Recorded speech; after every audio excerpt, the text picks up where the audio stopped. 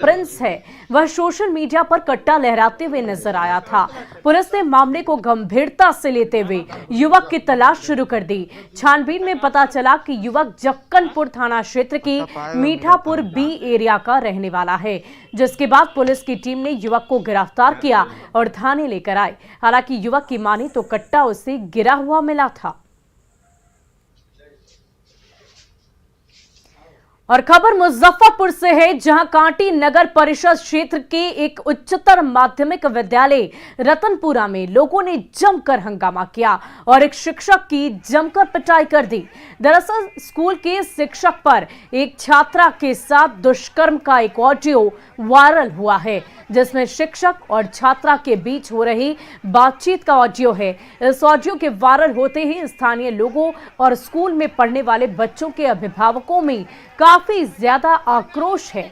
स्थानीय लोगों ने बताया कि विद्यालय के शिक्षक कृष्ण कुमार विद्यालय के 10वीं की नाबालिग छात्रा के साथ यौन उत्पीड़न किया है। पीड़ित लड़की के परिजन ने थाना में लिखित आवेदन भी दिया है। परिजनों ने बताया कि उसके नाबालिग लड़की के साथ प्रैक्टिकल परीक्षा में फेल करने की धमकी देकर यौन उत्पीड़न किया गया। वहीं थानाध्यक्ष ने बताया कि आरोपी शिक्षक को फिलहाल गिरफ्तार कर लिया गया है। अभी अभद्र बात की प्रयोग किया गया, जो मीडिया में भी वीडियो को दिया गया है, ऑडियो को दिया गया है। और यह समाज सेवी युवा संघर्ष शक्ति क्या कार्रवाई चाह रहे हैं आप लोग? कार्रवाई की उस मास्टर को यहाँ से डिसमिस करके और उसे कानूनी सजा दिया जाए। हमें सूचना मिला कि हाँ मैंने यहाँ पर मैंने मास्टर यहाँ का स्थानीय मास्टर कौन स्कूल है रतनपुरा का मास्टर लड़के ने अच्छा काम किया। अच्छा, ये पब्लिक सब घेर था। हम लोग सूचना मिला, हम आए, उसको मैंने थाना पर भेजे। और अब बात एमएलसी चुनाव की। बिहार में विधान परिषद चुनाव को लेकर खींचतान लगातार जारी है।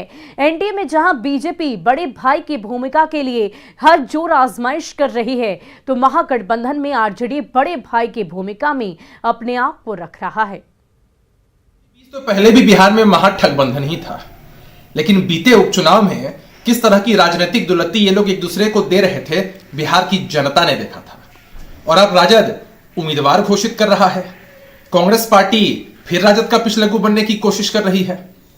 खैर, ये लोग कितने भी उम्मीदवार घोषित करते हैं, रिजल्ट साफ है। महागठबंधन में सीटों का तालमेल में आज 20 सीट राजद ने घोषणा कर दिया है और कांग्रेस को कटोरा लेकर के खड़ा कर दिया है। लेफ्ट भी उसी कटोरा लेकर के खड़ा है। और जहां तक एनडीए की बात है, एनडीए में शीर्ष नेतृत्व बैठ करके सारा चीज तय कर देंगे और कोई विवाद इसमें नहीं है। एनडीए में कोई विवाद नहीं है और बहुत सौहार्दपूर्ण वातावरण में सारे सीटों का तालमेल हो चुका है और आगे हो जाएगा। बिहार सरकार 4 दलों के सहयोग से चल रही है, लेकिन वहां जो छोटे दल हैं जिनके दम पर ये सरकार है बिहार की, वीआईपी पार्टी मुकेश सहनी जी की और हम पार्टी जीतन बाबू मांझी जी की, उनको सत्ता में भागीदार बनाया गया है, लेकिन उनका कोई तवज्जो, कोई नोटिस वहां जेडीयू बीजेपी नहीं ले रही है। बिहार में विपक्ष के बड़े नेता लालू प्रसाद जी का एक बयान आया था कि वो विपक्ष की सभी पार्टियों के साथ मिलकर के विधान परिषद का ये चुनाव लड़ना चाहते हैं, जिससे कि सत्ता पक्ष में बैठे हुए कम्युनल फोर्सेस को हराया जा सके। अगर लालू प्रसाद जी ऐसी कोशिश करना चाहते हैं तो उनका स्वागत है। विधान परिषद की 24 सीटों पर होने वाले चुनाव को लेकर बीजेपी प्रवक्ता प्रेम रंजन पटेल ने कहा कि बीजेपी 13 सीटों पर लड़ेगी और जेडीयू को 11 सीट दी जाएगी। इस पर हमारे प्रदेश अध्यक्ष ने केंद्रीय नेतृत्व को भी लिस्ट सौंप दी है। उन्होंने कहा कि एनडीए मजबूती से चुनाव लड़ेगी। महागठबंधन पर कटाक्ष करते हुए प्रेम रंजन पटेल ने कहा, एमएलसी चुनाव में भी महागठबंधन बिखर कर ही चुनाव लड़ेगा। सहयोगी दलों के साथ बातचीत कर करके हम अपने गठबंधन जो एनडीए है उसके साथ मजबूती से लड़ेंगे। जहां तक महागठबंधन की बात है, तो महागठबंधन तो बिखरा हुआ है। महागठबंधन में किसी का सम्मान नहीं होता है, तुच्छ भाव से देखा जाता है। अब कांग्रेस जैसी बड़ी पार्टी को भी राष्ट्रीय जनता दल ने उसके जीती हुई सीट पर भी उम्मीदवार देने का काम किया है। ये बताता है, और राजद का इतिहास भी रहा है कि राजद कभी भी महागठबंधन के अन्य सहयोगी दलों को न भाव देती है, न सम्मान देती है। वहीं बीजेपी प्रदेश अध्यक्ष संजय जायसवाल ने ललन सिंह के विशेष राज्य के दर्जे की मांग पर कहा कि बिहार की जनता को जितना मिले वो अच्छी बात है, लेकिन ललन सिंह को पहले देश की सभी मुख्यमंत्रियों से बातचीत करनी चाहिए, क्योंकि कई राज्य विशेष राज्य के दर्जे की मांग कर रहे हैं। 14th कमीशन ने जो निर्णय लिया था और जीएसटी का था, उसके बाद ये अवधारणा को समाप्त कर दिया गया है। केंद्र सरकार ने आंध्र प्रदेश से, जब आंध्र प्रदेश और तेलंगाना का बंटवारा हुआ था, तब यह निर्णय हुआ था कि हम आंध्र प्रदेश को देंगे। उसके बाद भी चूंकि यह मामला नेशनल डेवलपमेंट काउंसिल में जाता है और इसलिए कांग्रेस लोकसभा में वादा करके उसको पीछे हट जाना पड़ा और आज तक वो नहीं हो सका है। अच्छी बात है, बिहार को जितना ज़्यादा मिले उतना अच्छा है और मुझे लगता है कि सभी मुख्यमंत्रियों से माननीय ललन जी को बात करनी चाहिए कि सारे मुख्यमंत्री इस मुद्दे पर सपोर्ट करें। सारे मुख्यमंत्री सपोर्ट करेंगे, क्योंकि झारखंड भी मांग रहा है, उड़ीसा भी मांग रहा है, आंध्र प्रदेश मांग रहा है, तेलंगाना मांग रहा है, छत्तीसगढ़ मांग रहा है। तो ये सारे मुख्यमंत्रियों के पास जरूर उनको जाना चाहिए और वो डेलीगेशन में हमें ले जाना चाहेंगे तो हम भी खुशी से उनके। और चलिए बढ़ते हैं अगली खबर की ओर। गणतंत्र दिवस को लेकर बिहार पुलिस तैयारियों में जुट गई है। राजधानी पटना के गांधी मैदान में परेड की प्रैक्टिस लगातार की जा रही है, धुन पर की जा रही है। वहीं पंडालों को भी सजाया जा रहा है। हालांकि कोरोना गाइडलाइंस के तहत कोई रंगारंग कार्यक्रम तो नहीं होगा, लेकिन 6 से 7 झांकियां निकाली जाएंगी।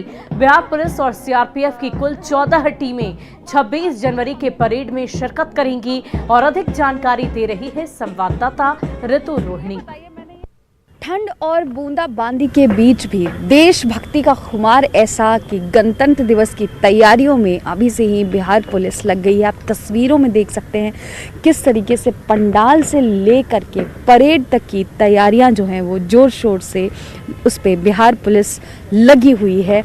बात करें तो कुल 14 टीमें जो हैं बिहार पुलिस और सीआरपीएफ की मिला करके परेड करेंगी 26 जनवरी को और साथ ही तकरीबन 6 से 7 झांकियां भी निकलेंगी। हालांकि रंगारंग कार्यक्रम जिसमें कि डांस परफॉर्मेंसेस वगैरह होते थे वो इस बार नहीं होंगे, क्योंकि कोरोना की वजह से, कोरोना की गाइडलाइंस को फॉलो करते हुए ये सारे फैसले लिए गए हैं।